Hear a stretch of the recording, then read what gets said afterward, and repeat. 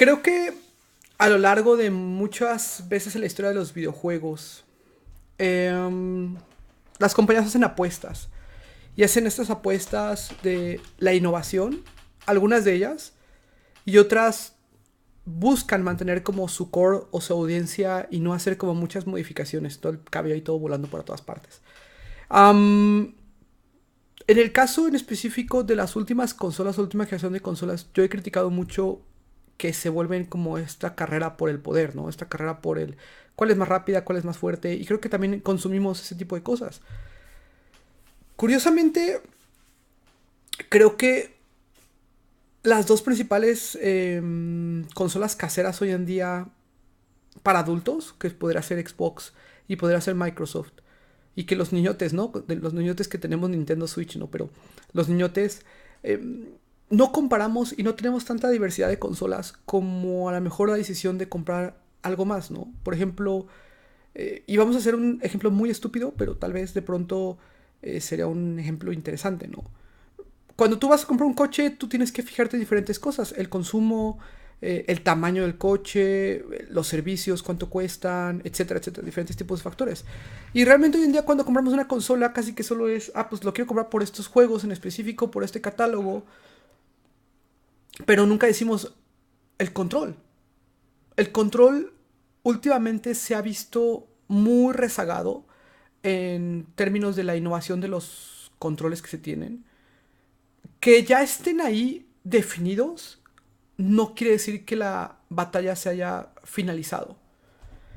Cuando nosotros vemos, y esto es una de las razones por las cuales necesitamos a Nintendo todavía en la industria de los videojuegos, pensando diferente.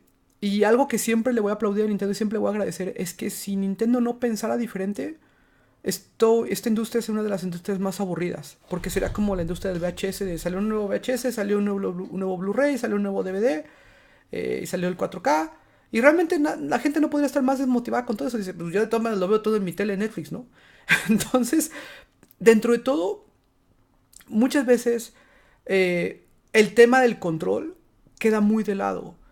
Y para mí en específico, en el tema de las dos generaciones, o sea, a mí no me podría valer más o no me podría más igual. De hecho, yo les voy a decir que a mí me gusta más el DualShock 3 que el DualShock 4. Creo que el DualShock 4 tiene bastantes fallas, a mi manera de ver, en mi percepción. Y una de ellas es que no es un control idóneo para sesiones largas de juego. Simplemente por el puto tema de la lucecita que nunca funcionó, que fue uno de los grandes fracasos de Sony, que nadie habla de ese fracaso en específico. Pero simplemente para mí es una de las... Es una de las empresas que menos está innovando en cambiar esa jugada. Y es ahí donde ves cómo Sony puede estar siempre en una pequeña línea entre cagarla y tener éxito. Cagarla por cosas como el PlayStation 3 con su precio de lanzamiento, que era un monstruo para lo que realmente se necesitaba en ese momento y que nunca se terminó de programar bien hasta Last of Us, por así decirlo, o los juegos de Naughty Dog, que son... Obviamente hay muchos más, ¿no? Pero que son los juegos que dices, güey, no mames, esta cosa sí le saca el jugo a todo el PlayStation 3. Y les tomó muchísimo tiempo lograrlo. Y cosas como el control no ha evolucionado. En un principio el motion controller del Play 3 que no vibraba, que son como, güey, Sony, ¿qué estás haciendo? O sea, ¿qué estás intentando hacer? Una mezcla una plasta. Y entiendo muy bien que en esos momentos el segmento de los videojuegos no estaba tan definido para tanto Sony ni para Xbox. Porque también Xbox hizo una plasta de sus 360 con componentes y terminó en 50% de falla en la generación, ¿no? O sea, una cosa abismal de falla de hardware. Pero también Microsoft no ha innovado en ese control. Y las innovaciones que han tenido en ese control son hacia un segmento élite. Y créanme que ese segmento élite existe. Hay estudios, se está diciendo, por ejemplo, que el mercado hardcore gaming en China, por ejemplo, está creciendo a un paso abismal y las empresas desarrolladoras de cómputo están buscando como capturar lo más posible porque ahí hay un mercado muy fuerte que está creciendo, ¿no? El hardcore gamer o digamos el gamer, el PC gamer, está creciendo en esas regiones asiáticas. Pero dentro de todo, tanto Sony como Microsoft hacen las consolas más aburridas posibles para el consumidor. hacen unas cosas muy extrañas que simplemente es la máquina del futuro, la máquina que va a correr esto, pero no es la consola que te va a poder permitir hacer esto. Y Nintendo tiene la consola que te permite hacer esto, y es jugar portátilmente y jugar en una casa. Y eso, nada más esa pequeña diferencia es tanto su talón de Aquiles como su fortaleza, como su brazo para dar el putazo. Porque es la única consola, como yo lo veo, donde realmente tienes que analizar y pensar, güey, no mames, ¿le doy el dinero a Nintendo? ¿O se lo doy? Porque ahí es cuando dices, oye, voy a viajar, pues me la puedo llevar, puedo seguir jugando, puedo jugar donde sea, me la puedo llevar con mis compas. Y las otras consolas es, pues voy a invitar acá al rancho a jugar conmigo, ¿no? Entonces, es muy curioso cómo nosotros como consumidores hemos dejado la falta de innovación, hemos dejado la innovación de lado en estas consolas porque realmente pensemos en qué innovó Microsoft esta generación.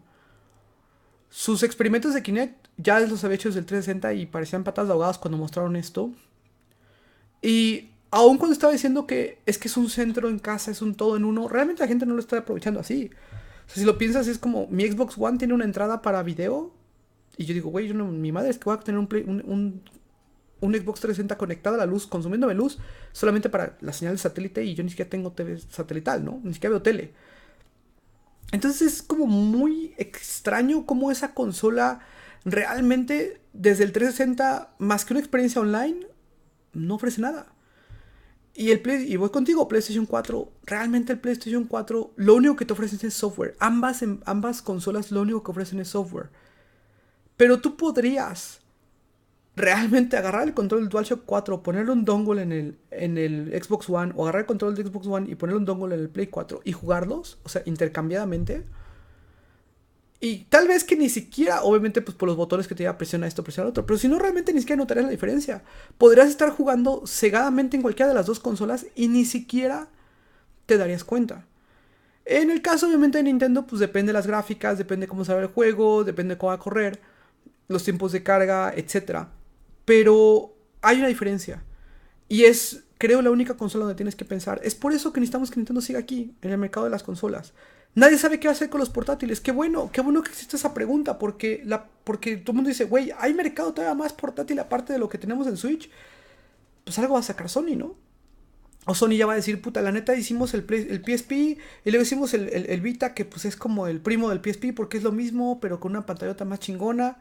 Este, pues la neta no está como que jalando esto fuera de Asia, pero pues ahí viene el PSP 3 y va a ser lo mismo, va a ser o sea, ni siquiera hay que pensar cómo va a ser el PSP 3. Sabemos cómo va a ser el PSP 3 por cómo fue el Vita y cómo fue el primer PSP y sabemos que Sony no innova.